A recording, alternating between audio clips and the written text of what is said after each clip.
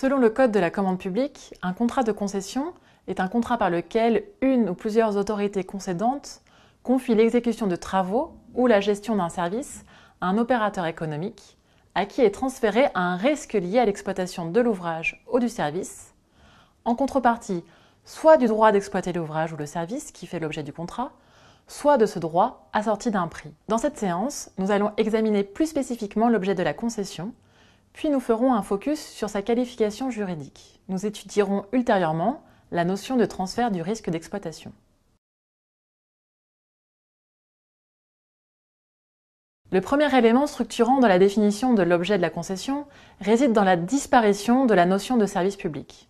Comme nous l'avons vu dans l'introduction, ces contrats ont historiquement été construits autour de la notion de dévolution de service public qui en constituait un critère à part entière. Ainsi, ne pouvait pas être constitutif de délégation de service public un contrat de prestation de service qui ne confiait aucune obligation de service public à son co-contractant, comme par exemple les contrats de location de télévision dans les hôpitaux ou encore les contrats de mobilier urbain. En conséquence, ces contrats tombaient très souvent dans le champ d'application des marchés publics et certains échappaient même à des règles de passation précises. Dorénavant, les contrats de concession portent soit sur des travaux, soit sur des services au sens large. Toutefois, la notion de convention de délégation de service public est toujours utilisée en ce qui concerne les contrats de concession des collectivités territoriales.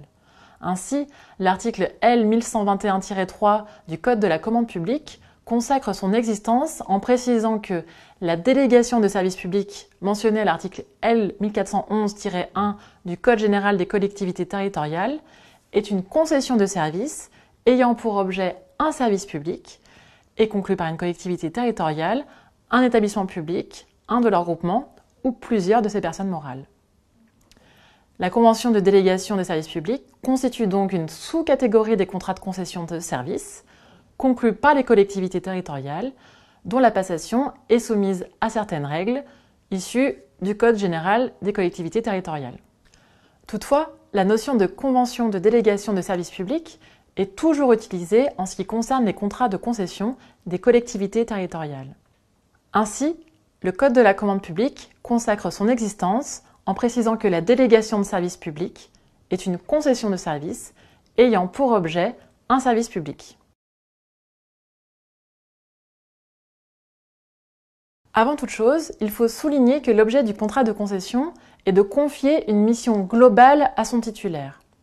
Il ne s'agit pas juste de fournir un service ou de construire un ouvrage, mais de l'exploiter également.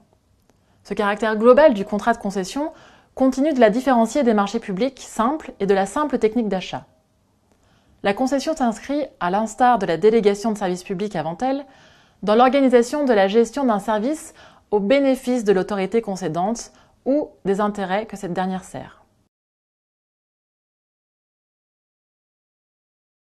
La concession de travaux répond aux critères généraux de la concession et se particularise par son objet matériel, l'exécution de travaux ou la réalisation d'un ouvrage et l'exploitation de l'ouvrage concerné. Pour qu'un contrat soit une concession de travaux, il est nécessaire, comme dans un marché de travaux, que les travaux aient le caractère d'une commande de l'autorité concédante. Cette exigence est formulée à l'article L 1121-2 du Code de la commande publique, selon lequel la concession de travaux a pour objet la réalisation ou la conception et la réalisation d'un ouvrage répondant aux exigences fixées par l'autorité concédante. En conséquence, si l'autorité concédante ne définit pas les spécifications des travaux ou des ouvrages, mais ne fait que les autoriser ou les encourager, le contrat peut échapper à la définition de concession de travaux. Par ailleurs, la concession de travaux peut également porter sur la conception ou l'exécution de travaux dont la liste figure dans un avis annexé au Code. Cet avis contient par exemple la démolition et les terrassements ou la construction d'autoroutes, d'aérodromes et d'installations sportives. À noter qu'il n'est pas précisé que ces travaux doivent répondre aux exigences de l'autorité concédante. On peut toutefois penser que cette exigence demeure implicitement, car la concession doit, par définition, répondre aux besoins de l'autorité concédante.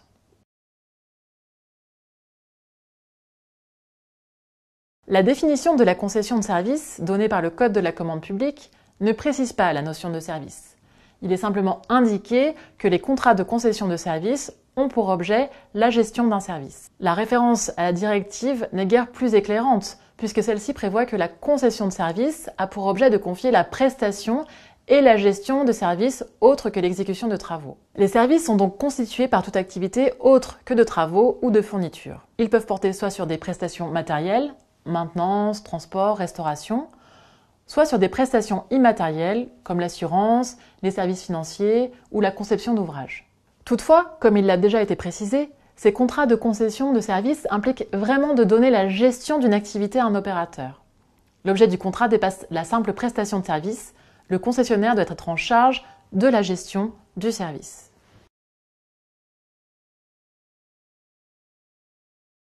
Le contrat mixte est celui qui regroupe des clauses qui auraient pu figurer dans des contrats séparés, mais que l'autorité concédante a choisi de regrouper en un seul contrat. Ce regroupement ne doit pas permettre d'échapper aux règles de mise en concurrence. Mais lorsque deux régimes de passation, ou plus, sont susceptibles de s'appliquer, il faut faire un choix. Et quand aucune règle de passation n'existe, il faut savoir si la concession peut échapper à la mise en concurrence. Les règles générales pour déterminer le régime juridique applicable à un contrat mixte sont les suivantes. S'il s'agit d'un contrat de concession avec plusieurs objets, travaux et services, alors le critère de l'objet principal s'applique. S'il s'agit d'un contrat alliant une concession avec un autre contrat, alors plusieurs cas de figure peuvent se présenter. Si l'autre contrat n'est pas soumis aux règles des concessions ou des marchés publics, alors il faut vérifier le caractère dissociable ou non des prestations objets du contrat mixte. Lorsque les prestations sont dissociables, dont certaines sont soumises aux règles du Code de la commande publique applicables aux concessions, et d'autres ne relèvent ni des textes sur les concessions ni de ceux sur les marchés publics, les règles sur les concessions s'appliquent. Cela évite au contrat mixte d'échapper aux règles de mise en concurrence. Lorsque les prestations ne sont pas dissociables, c'est encore le critère de l'objet principal qui est appliqué. S'il est impossible de définir un objet principal, alors les règles relatives aux concessions s'appliquent. Si, à côté du contrat de concession, l'autre contrat est un marché public, alors les mêmes règles de dissociabilité des prestations et d'objet principal s'appliquent. Pour plus de détails sur la notion de dissociabilité et sur les règles spéciales applicables au contrat mixte, je vous renvoie au support détaillé.